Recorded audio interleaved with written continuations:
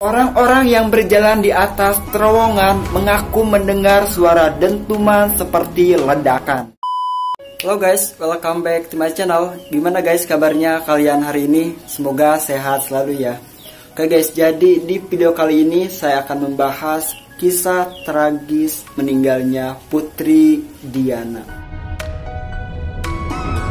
Putri Diana adalah legenda. Perjalanan hidupnya mirip dengan dongeng yang sayangnya tak berakhir dengan bahagia. Putri Diana menikah dengan Pangeran Charles pada 1981. Pangeran Charles merupakan anak sulung dari Ratu Elizabeth II dan juga merupakan pewaris tahta kerajaan Britania Raya. Pada 31 Agustus 1997, dunia dibuat berkabung atas meninggalnya Putri Diana yang begitu mendadak. Banyak teori konspirasi yang beredar soal penyebab kematian Putri Diana. Oke guys, sebelum lanjut videonya jangan lupa di subscribe dan jangan lupa dinyalakan notifikasi loncengnya biar kalian bisa mendapatkan info-info video terbaru dari saya. Oke guys, langsung aja kita kupas.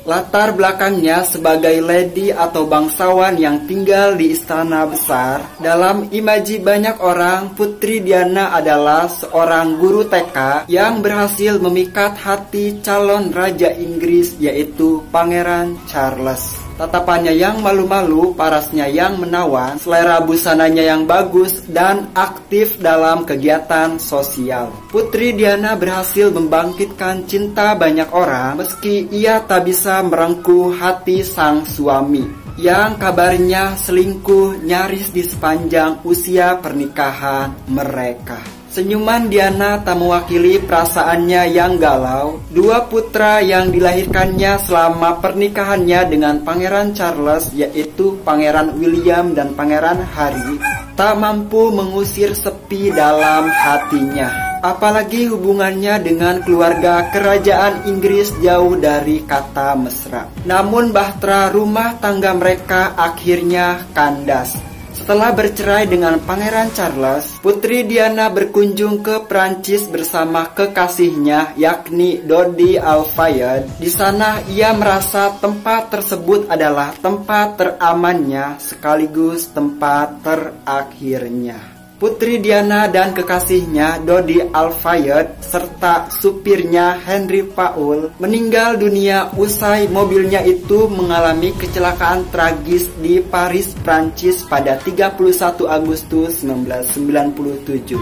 Oke guys, kita bahas ke kronologi kecelakaan maut terjadi.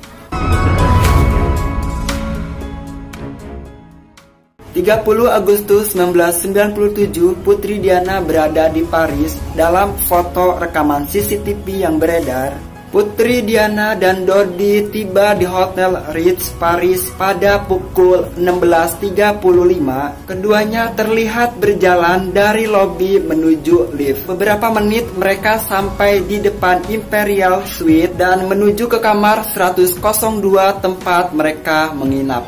1 jam kemudian, Dodi terlihat meninggalkan Imperial Suite dengan Traveres Jones, bodyguard Putri Diana, untuk menuju ke toko perhiasan Revosi dan kembali ke hotel 9 menit kemudian.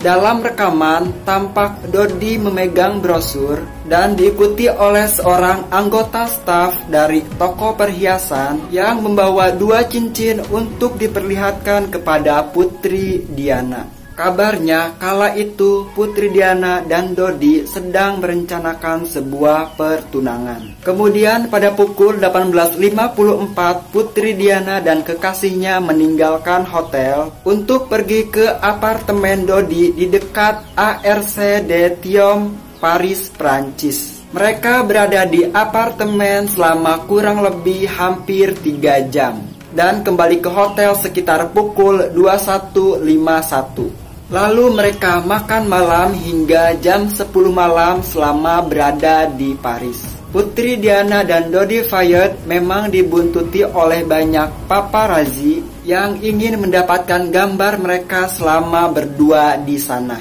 Oleh karena itu, sebelum pasangan kekasih tersebut meninggalkan Hotel Ritz, bodyguard dan supir mereka menyusun strategi untuk mengelabui para paparazzi yang sudah menunggu di depan hotel, guys.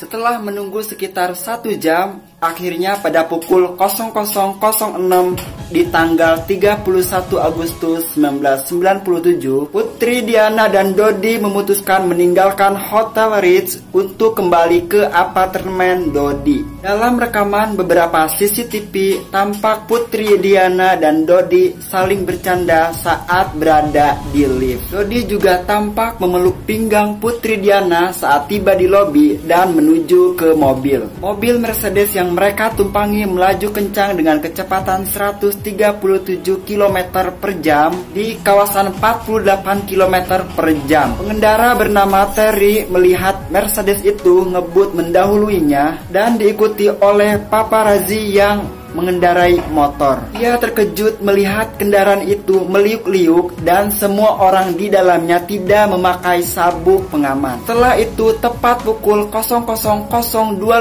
Mercedes itu memasuki terowongan Pont del Alma masih dengan kecepatan 137 km per jam dan meliuk ke kiri dan ke kanan. Kemudian sang supir kehilangan kendali kendaraannya. Mendadak ia melihat ada Fiat Uno berwarna putih di kanan dan ia mencoba menghindar, tapi malah menabrak lampu kiri belakang Fiat Uno dengan sisi depan kanan mobilnya. Bagian depan Mercedes itu menghantam tiang ke-13. Orang-orang yang berjalan di atas terowongan mengaku mendengar suara dentuman seperti ledakan. Mobil terpental lagi dan menabrak tembok sisi seberang dan berhenti dengan arah berbalik, guys. Bagian depan Mercedes ringsek dan klaksonnya berbunyi. Asap pun keluar dari ruang mesinnya, guys. Romuald Rath lompat dari kendaraannya dan mundur menuju mobil yang hancur dan mengambil beberapa foto sambil berlari. Rath menduga semua yang ada di dalam mobil meninggal dunia. Ia berdiri beberapa detik kemudian membuka pintu belakang mobil. Di dalam ada Putri Diana yang sedang sekarat, punggungnya menempel pada kursi depan, karpet mobil bertengker di atasnya. Dodi dan Henry Paul, sang supir, meninggal di tempat. Sedangkan sang bodyguard Trevor Jones terluka parah, guys. Saat itu, Rath adalah fotografer yang tiba pertama kali di lokasi kejadian beberapa detik setelah kecelakaan itu terjadi. Selanjutnya, seorang dokter bernama Frederick Miles yang sedang melintas berhenti dan menghampiri lokasi kejadian. Frederick adalah dokter pertama yang ada di lokasi dan orang pertama yang menghubungi pihak berwenang. Sekitar pukul 00.28 sampai 00.30, dua petugas polisi pertama tiba dan mulai menutup lokasi kecelakaan dan mengamankan 8 paparazzi. Tak lama kemudian, pemadam kebakaran dan tim medis tiba untuk memeriksa keadaan Putri Diana dan Trevor Jones. Sedangkan Dodi dan Henry Paul dinyatakan meninggal oleh pihak kepolisian sekitar jam 1 pagi. Setelah itu, ambulans membawa Putri Diana ke rumah sakit. Selama proses pemeriksaan di lokasi, diduga ibu dua anak itu sudah terkena serangan jantung. Dalam perjalanan dikabarkan bahwa ambulans Putri Diana sempat berhenti selama 5 menit karena petugas berusaha menyuntikkan obat ke dalam tubuhnya.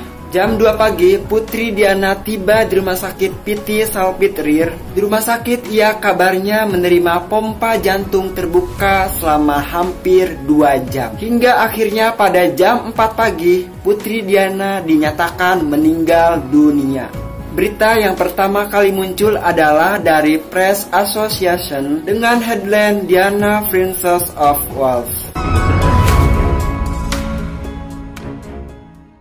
Pada 2003, ayah Dodi Fayed mengungkap ada 10 kamera CCTV di rute yang dilewati Mercedes yang ditumpangi Putri Diana, termasuk CCTV di pintu masuk terowongan, tapi ia mengatakan tidak ada satupun rekaman dari semua CCTV pada malam kejadian. Bahkan The Independent melaporkan pada 2006, ada lebih dari 14 kamera CCTV di sepanjang underpass Pondel Alma. Namun disebutkan tidak satupun kamera yang merekam tabrakan fatal tersebut.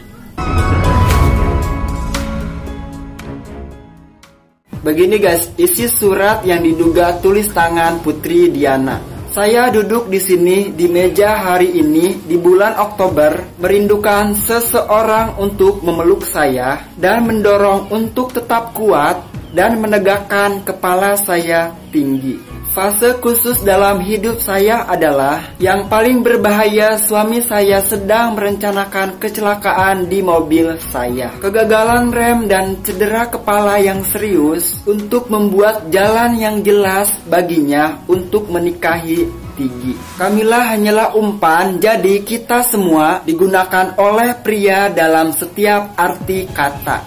Tulis Putri Diana dalam isi suratnya guys.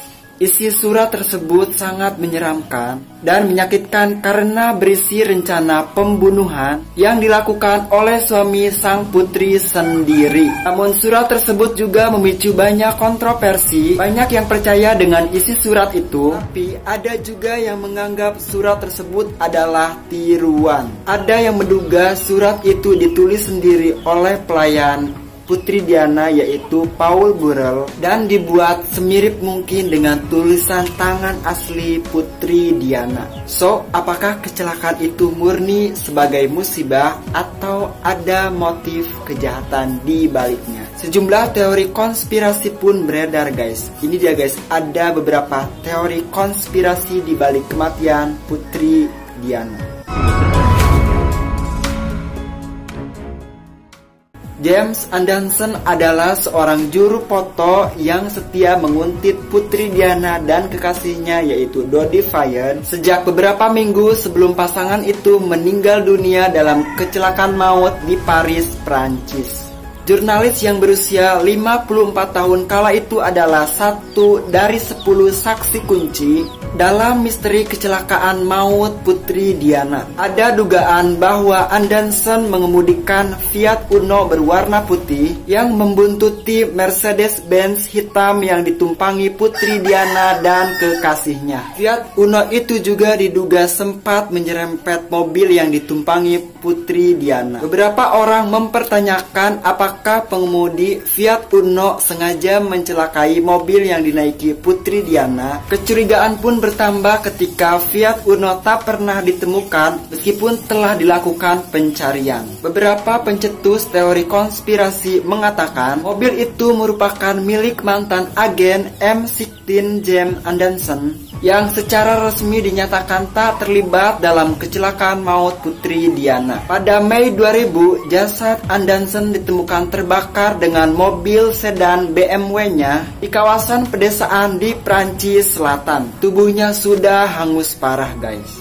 Christoph menduga Anderson bunuh diri, namun saat melihatnya dengan dekat ia berubah pikiran dan sangat yakin bahwa Anderson telah ditembak 2 kali di kepalanya atau dibunuh. Menurut Christoph, Anderson tewas tak wajar guys. Beberapa teori paling populer berangkat dari anggapan Putri Diana mengandung anak dari Dodi Fayed. Mereka bahkan dikabarkan akan bertunangan. Menurut isu yang berhembus, keluarga kerajaan Inggris tak tahan mendengar kisah cinta Putri Diana dan Dodi Fayed ini guys. Apalagi mantan istri Pangeran Charles itu akan menikah pria non-Kristen. Diketahui Dodi Fayed adalah pengusaha Mesir beragama Islam yang menguatkan satu kesimpulan kalau kematian Putri Diana dikendalikan oleh pihak istana. BBC melaporkan bahwa pemimpin Libya, Kolonel Muammar Gaddafi, menuduh Inggris dan Prancis adalah dalang di balik kematian Putri Diana. Menurut Gaddafi, kedua negara itu tidak suka jika Putri Diana menikah dengan pria Arab. Banyak saksi mata mengatakan kepada pihak penyelidik dan media bahwa terdapat kilatan cahaya yang mereka lihat di gerbang masuk terowongan hanya beberapa detik sebelum Mercedes maut menabrak dindingnya. Sejumlah orang mempertanyakan apakah kilatan cahaya itu sengaja untuk membuat Paul Henry tak dapat melihat dengan jelas sehingga ia kehilangan kontrol. Namun sebuah penyelidik di Prancis pada tahun 1999 menyalahkan sang supir Henry Paul sebab Paul mengemudi dalam keadaan mabuk dan ugal-ugalan setelah mengonsumsi obat-obatan terlarang dan alkohol, guys. Terungkap setelah otopsi, tingkat alkohol dalam darahnya tinggi dan ada sisa anti obat depresan dalam tubuhnya. Henry Paul disebut-sebut sebagai orang yang bertanggung jawab atas kecelakaan maut, terutama setelah ia dituduh menyetir dalam keadaan mabuk. Ternyata Paul juga pernah bekerja untuk intelijen Prancis dan Inggris. Tak hanya itu, sejumlah uang dalam jumlah besar tercatat dalam rekeningnya pada beberapa bulan terakhir sebelum kecelakaan maut di Paris terjadi, guys. Nah guys, namun di luar itu, berita kematian Putri Diana mendapatkan sebutan The People Princess. Ini sontak menimbulkan kesedihan yang mendalam bagi penggemarnya di seluruh dunia dan masih menyimpan banyak misteri. Ribuan atau bahkan jutaan orang berdatangan ke istana kerajaan Inggris untuk melihat bunga dan berdoa. Proses pemakaman sang putri yang disiarkan langsung di televisi ditonton sekitar 2 miliar orang yang tak ingin melewatkan momen menyaksikan Putri Diana untuk terakhir kalinya. Nah guys, jadi itu dia kisah tragis Lady Diana. Oke guys, terima kasih yang sudah nonton. Mohon maaf bila ada salah kata atau informasi yang saya sampaikan. Jangan lupa untuk di like, comment, share, dan subscribe video saya di bawah ini. Saya Muslihat Mumus, terima kasih atas waktunya. Thanks for watching.